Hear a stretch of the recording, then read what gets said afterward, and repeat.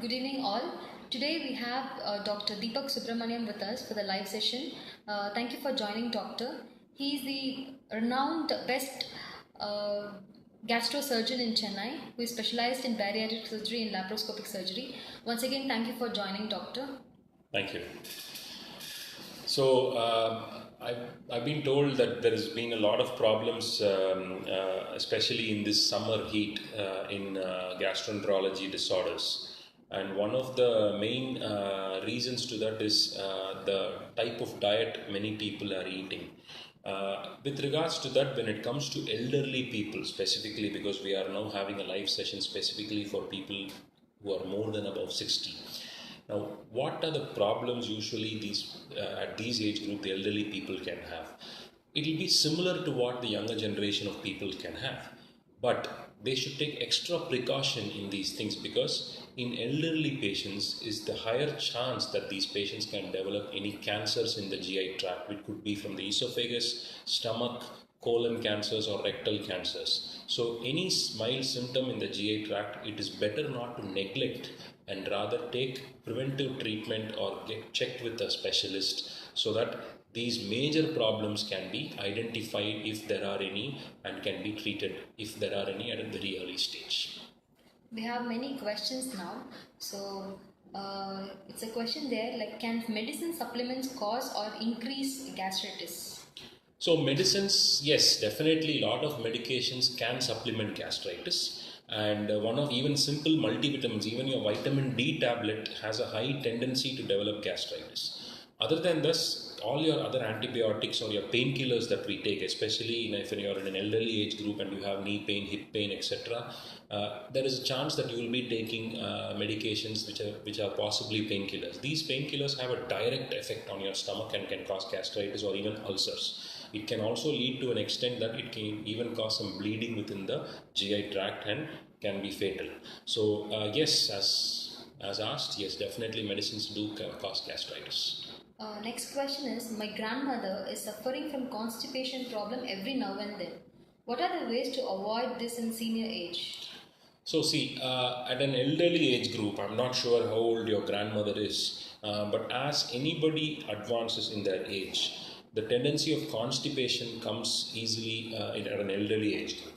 Now, how do you prevent this? One is if you have taken a lot of probiotics in your life, then that helps in avoiding these type of constipation.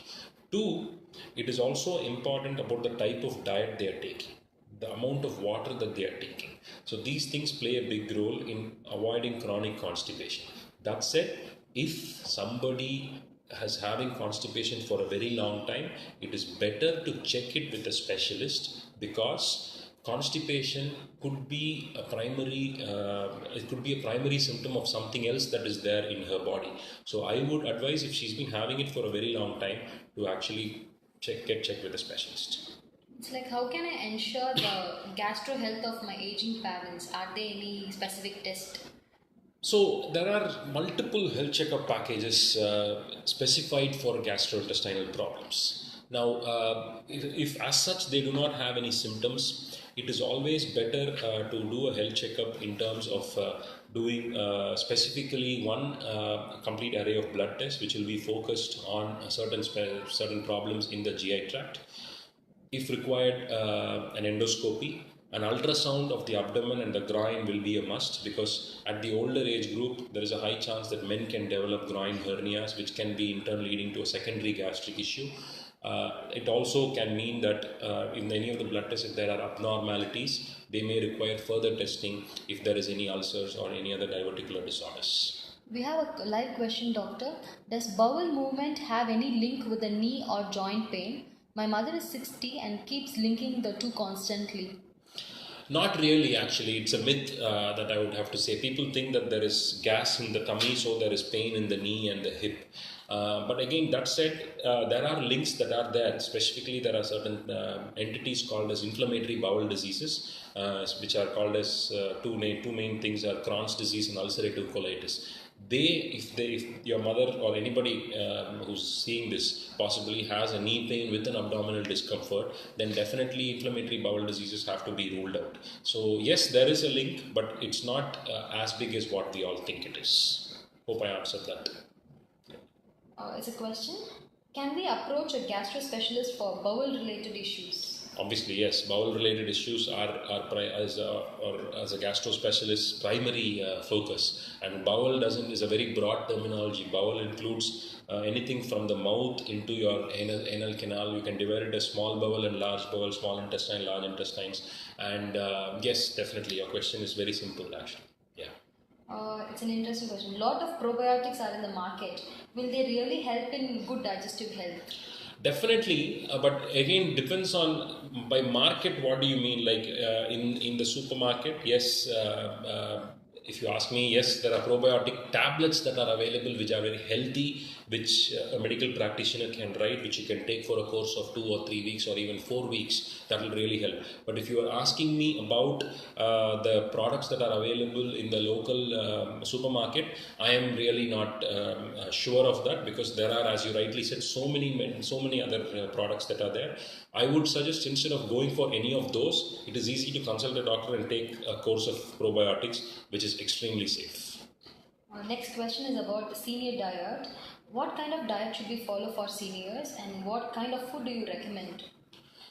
So it's not only for seniors. I see bowel problems or constipation related issues for many patients who are of different age groups, or on different, it could be male or female.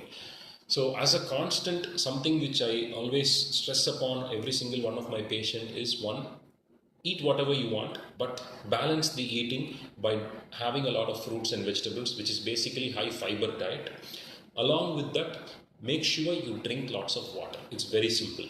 You can eat, you're not supposed to eat out, you can eat out, but make sure the frequency of eating out is not very, it's not like 7 days out of 7 days a week. Probably one day in a week is fairly good. And make sure balance your diet with good fibers as well as good amount. Based are a lot of multitude of health checkup packages that are usually done. Specifically for seniors, we would like to markers which are generally done depending on the symptoms they have. They also, an ultrasound of the abdomen and the groin is a mandatory thing. You may be asked to do special tests like endoscopy and colonoscopy depending on your symptoms and the Here, my stomach even after a proper meal. What could be the reason, doctor? So constant burning in the stomach means there is, especially after eating meals, means you might be having a, generally before we eat actually, or after we eat, acid is produced in the stomach. What causes the burning is basically the acid in the stomach. Now, when somebody has an excess amount of acid that is being produced in the stomach, it could be because of the type of diet you're eating. If you are eating excessive amount of oily food or spicy food, then the amount of the amount of acid that is required for it is also high, and the amount of secretion of acid is high. So when that happens, you may develop gastritis and you may develop this burning pain as you're talking about. But if it is only for I would suggest this: watch your diet, keep a diet, check on your diet chart, the type of diet you're eating and whether you're developing the burning for it. If you say have a very bland diet like curd and rice, if you still develop burning pain, yes, you need to be checked by a specialist. If you don't have it for that, but you have it only for when you say you have a spicy, biryani or something like that, then yes, that is normal in many patients because your excess acid is produced. Just have a balance on your diet. That will be my advice. Is there any prevention for reducing the smelling in the mouth? So prevention of smelling in the mouth can be for many reasons. One of the reasons, or I would say about 25% of the causes of smell in the mouth, or bad smell in the mouth, is probably from the GI tract. I would say, as a stepwise routine, first rule out any dental hygiene or dental problems. If that is not there, then we will look into your abdominal problems. If you have GRD or reflux disease, as we commonly call it as, yes, you may develop halitosis, as in the medical terms it's called bad mouth, bad smell. So I would say GI tract, less chances. First rule out your dental hygiene problems. So any advice for the seniors on the gastro care, doctor? So, as really most of the questions have been great, and one of the things which I want to reiterate is never ignore your symptom as something which you could think it will be only as a simple gas or a simple ulcer or gastritis, and that it will go away.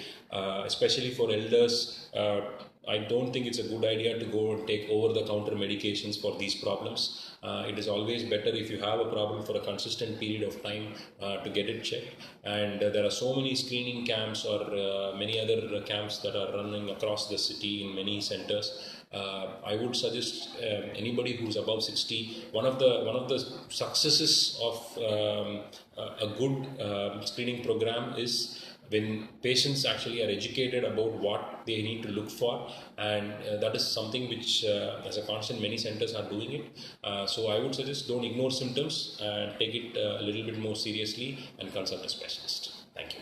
Thank you, doctor.